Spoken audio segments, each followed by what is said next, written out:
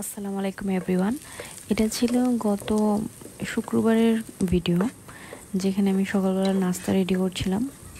তো এখানে আমি খুদে ভাত রান্না করছিলাম।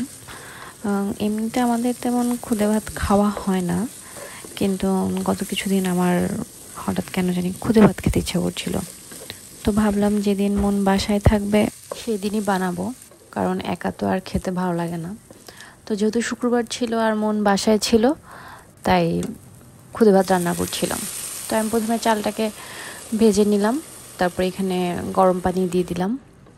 আচ্ছা, খুদে ভাতের সাথে আবার ভর্তা আর ডিম ভাজিটা ভালো লাগে, কিন্তু আমার সেদিন ঘরে ভর্তা ছিল না, বানানো হয়নি কোনো ভর্তা। তাই ভাবলাম থাক, সমস্যা নেই, ডিম ভাজি দিয়েই খাই। তো এই যে ভাত রেডি হয়ে গেল।